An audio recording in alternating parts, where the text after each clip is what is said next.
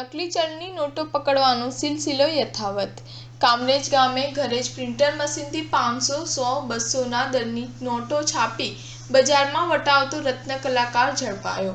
સુરત જિલ્લામાં વધુ એકવાર નકલી નોટો છાપવાનું છાપખાનું પોલીસે ઝડપી લીધું છે।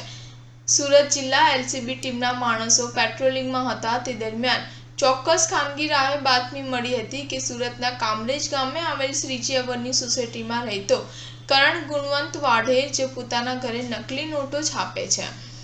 જે બાતમીના આધારે સુરત જિલ્લા એલસીબી ટીમે રેડ કરી હતી અને ઘરમાં ચાલી રહેલ નકલી નોટોના નેટવર્કનો પર્દાફાશ કર્યો હતો। ઝડપાયેલો ઈસમ રત્ન કલાકાર છે અને તે જાતે જ પ્રિન્ટિંગ મશીનથી નકલી નોટો છાપી બજારમાં વટાવતો હતો। ઝડપાયેલા ઈસમના ઘરેથી પોલીસને કુલ 214 નકલી નોટો મળી આવી છે, જેમાં 500ના દરની 68 તેમજ 200ના દરની 114 અને 100ના દરની 32 નોટોનો સમાવેશ થાય છે।